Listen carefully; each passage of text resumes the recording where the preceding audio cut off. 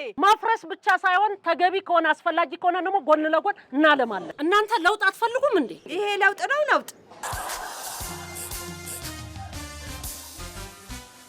ምኖትን ነው የሚያሙት እናታችን? ያው ወገባቸውን ነው ስንል ትንሽ ወረድ ይልና ታፋቸው ላይ ይሆናል። ታፋቸው ላይ ደግሞ ስንጠብቅ በአንድ ጊዜ ተወርውሮ ማጅራታቸውን እንቅ ሆነ ብሩሽ። ማን ነው የታመመው? እሳቸው ናቸው። እንዴ ታዲያ እሳቸው አይናገሩም እንዴ? እኔ ስራ አለብኝ ዶክተር፣ ቸኩላለሁኝ። እሳቸውም ቢሆን የሚነግሩህ እኔ ነገርኩህን ነው። እሳቸው ቢነግሩህ 30 ደቂቃ ነው የሚወስደው። ታዲያ እርሱ ስለቸኮሉ የእሳቸውን በሽታ ቀላቅለው ይናገራሉ እንዴ? ተው እንጂ አንተ ራስህ አትቀላቀል።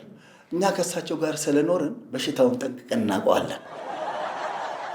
ያው እንግዲህ ከአንተ ቀድሜ ስለ በሽታው ስለተናገርኩ መቼም ቅር አይልም። ቆይ ምናቸው ነው እርሶ? ወንድማቸው ነኝ። የስጋ ነው? አይ የሰላጣ። ያሾፋሉ እንዴ? አሾፍክ እንጂ ሐኪም ቤት ነው ወይስ ወሳኝ ኩነት ነው የመጣ ነው እንዴ? ወንድም ለመሆን እኮ የግድ የስጋ ዘመድ መሆን አይጠበቅብኝም። አሁን የነገርኩህን ይልቅ ቶሎ በልና መርምረህ ወደ ውጤቱ እንሂድ፣ ወይም ወደ ጉዳያችን እንሂድ ነው። ክፍያውን በደቂቃ አድርጋችሁታል። ለማንኛውም እናታችን ሙሉ ምርመራ ያደርጋሉ። እስከስ እንዴ በሽታውን እየነገርኩህ ሙሉ ምርመራ ማለት ምን ማለት ነው? ኧረ ተው ባካችሁ። ከሀብታሙም ከዳውም እንደዚህ ገንዘብ እየነጠቃችሁ እስከ መቼ ነው የምትኖሩት? ትዬ ውዴ ያችን የባህሏን ሰፈር እንሄድና ጨምቄ ወይም አስጨምቄ ባፍንጫ ተደርጎ ልቅ እሺ ቁጭ በሉ። ለገንዘቡ ከሆነ በእኔ ውጪ ይታከማሉ። እናታችን በአስቸኳይ ተገቢውን ሕክምና ማድረግ አለባቸው። እስከስ የተማረ ይግደለኝ ማለት አሁን ነው ዶክተርዬ። ግደለኝ።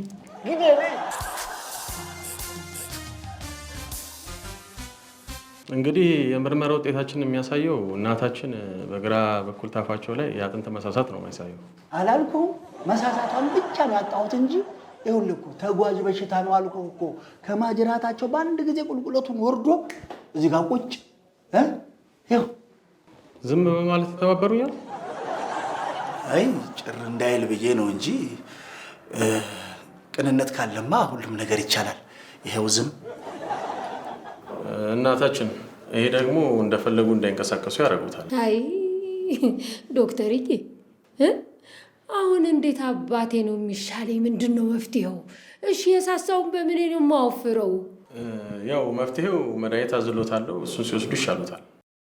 በዋናነት ግን ለኑሮ የተመቻቸ ቦታ ያስፈልጎታል። አይ የኔ ልጅ መድኃኒትም እኮ የሚወሰደው ተበልቶ ነው። አሁን ከምኖርበት ከመልቀቅ ሞት የመጠባበቅ እኮ ነው የሚቀለኝ። እናታችን እኔ ልሎት ያሰብኩት ህመሙን ከሚያባብሱ ነገሮች መራቅ አለበት ለማለት። አይ ዶክተር ለማለት የፈለግከው መቼ ጠፋን? ግን ቅዝቃዜ ከእሳቸው ጋር እሳቸው ከቅዝቃዜ ጋር ተለያይተው አውቁ? አልገባኝም። አንተ ባይገባህም እሳቸው ሄደው የሚገቡበት ግን ቀን ቀን ኤርታሌ ማታ ማታ ደብረ ብርሃንን የሚያስንቅ ቤት ነው። አሁን ገባኝ። እደግመዋለሁ፣ አሁንም የተማረ ይግደለኝ። እንግዲህ እማማ ውዴ ይሄ ሰፈር ሲቆረቆር የነበሩ እኛም በስነ ስርዓት ያሳደጉን እናታችን ናቸው። እውነት ነው። ያው ከባልቦላ ውጪ ሁላችንንም ወልዶ አሳድገውናል። መቼም እማማ እድሜ ጸጋ ነው። ስማ እኔ ባልቦላ ነጭ ሽበት ያወጣሁት አገሬን አገልግዬ ነው፣ አላፍርበትም። እኔስ አገሬን አላገለገልኩም። መቼም ማመለ ታቋታላችሁ ያችን ትንሽ ሱቅ። ይሄ በኑሮ ውድነት ናላይ ዞሮ ማህበረሰብ ከዋጋ ዝቅ አድርጌ አልሸጥኩላችሁም። እናንተ አገልግያለሁ እኔም አገሬን። እንግዲህ ከተራ ወሬ ወደ ቁም ነገራችን ስንመለስ እንግዲህ እማማ ውዴ የሰፈሩ አድባር እንዲህ ተቸግረው ማየት በጣም ያማል። አረ ያማል፣ እሱማ ያማል። ታዲያ እኛ ልጆቻቸው እያለን ጧሪ አጥተው እንዲህ እየለመኑ በሸራ ውስጥ መኖር ነበረባቸው? አረ የለባቸው። አዎ የለባቸው። የተቻለንን ማድረግ አለብን። በዛ ላይ ህመሙ እየጠናባቸው ነው እንዴ። እኔን በሞትኩት ምናቸውን ያመማቸው? አመለ አሁን ይሄን ያመማቸው ብዬ ብልሽ ምን ታውቂያለሽ? አልተማርሽ። አዎ ጆሮአቸውን አሟቸዋል ብል በነገር ብለሽ ተቀሰቀሻቸው። እንደው ባልቦላ ደግሞ ሰው መንቀፍ ይወዳሉ። ምንድን ነው ህመሙ? ያመማቸው ስኮርፒዮን ባዮኬሚካል የተባለ በሽታ ነው። አራራራራ አበስኩ ገበርኩ። እሱማ ከሆነ ያመማቸው ከባድ በሽታ ነው። በአስቸኳይ ወደ ሆስፒታል ካልሄዱ ራሳቸው ላይ ይወጣል። እኔ የምለው አንቺ ደግሞ አሁን ስለዚህ ምን አውቀሽ ነው? ምን ሆነሻል አንቺ? ባለፈው ታምሜ የተኛሁት በሱ በሽታ አይደለ እንዴ? ሐኪሙ ራሱ እኮ ስኮረስትሮፕና ምን ብሎ ነግሮኛል። ኧረ እባክሽ እንዳው ለፈተንሽ ብዬ ነው እያወራሁሽ እንጂ እንደዚህ የሚባል በሽታ የለም።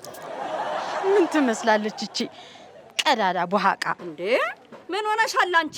የታመምኩትን የማውቀው እኔ ነኝ፣ እናንተ ናችሁ። ኧረ እንደው ስንናገር ትንሽ እንኳን እውቀት ይኑረን ጎበዝ። እንግዲህ እማማ ውዴ በህይወት እንዲኖሩ ከፈለጋችሁ ከዚህ ቤት ውስጥ መውጣት አለባቸው። በሽታቸው ይሄ ቤት። አንተ ቀበሌ ነው እንዴ ላከ? ከነሱ ጋር ተቀናጅተህ ነው የመጣኸው? ይተው እንጂ ባልቦላ። አሁን የእኛን ምስኪን እናት ቤት አፍርሰው ምን ይጠቀማሉ እንዴ? እኮ ምን ይጠቀማሉ? ማን ነው ባልቦላ ቤት ሊያፈርስ ነው የመጣው አላችሁ እንዴ? ኧረ ተውን ደማመጥ። ምኑን ተደማመጥ ነው? ባሳር በመከራ ያባረርናቸውን ደንቦች ጭራሽ እርሱ አማላጅ ሆነው ሊያፈርሱብን መጡ እንዴ? በተቀናጀ ኃይል ይህንን ሴራ እናከሽፋለን። በተቀናጀ ኃይል ይህንን ሴራ እናከሽፋለን። ወይ የምን ሴራ? የምን ሴራ? አጀንዳውን ገልብጣችሁ መዋጮውን ልታከሽፉ። እኔ ግን የሴትዮዋን ህይወት አላከሽፈውም። አፍርሱ ብያለሁኝ፣ አፍርሱ። እንዴ እናንተ ያለ ማፍረስ ስራ የላችሁም እንዴ? ማፍረስ ብቻ ሳይሆን ተገቢ ከሆነ አስፈላጊ ከሆነ ደግሞ ጎን ለጎን እናለማለን። አሁን እኚህን በሽተኛ ሴትዮ ከዚህ አውጥታችሁ የት ልትጥሏቸው ነው? ጅቡቲ የሚሄዱ እኛ ምን አገባን? እኛ ህግ ማርቀቅ ሳይሆን ህግ ማስፈጸም ነው ስራችን። እናንተ ለውጥ አትፈልጉም እንዴ? ይሄ ለውጥ ነው ለውጥ። መንግስት አዲስ አበባ ላይ አሮጌ ሸራ እንዳላይ ብሏል። ሸራ ቤት ብቻ አይደለም፣ ሸራ አዝዋሪም ሆነ ሸራ ጫማ ያደረገ አያስፈልግም። እንደውም በቅርቡ ሸራ ተራ ሁሉ ሄደን እናፈርሳለን። እስኪ ይህን ቤት ካፈረሳችሁ በኋላ ሌላ ተቀያሪ ቤት እንዲሰጣችሁ አድርጉ።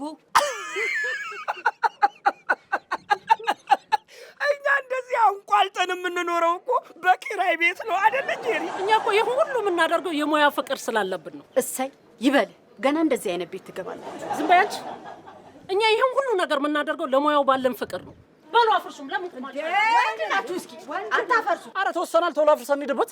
ሌሎች የምናፈርሰው ብዙ ቤቶች አሉ። ይልቅ አፍርሰን በጊዜ እንሂድበት።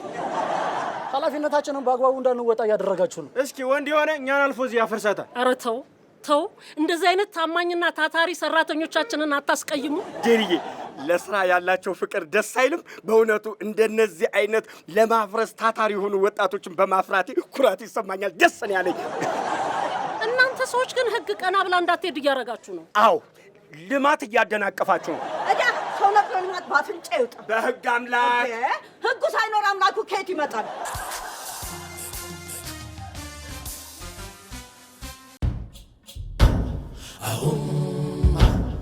አሁን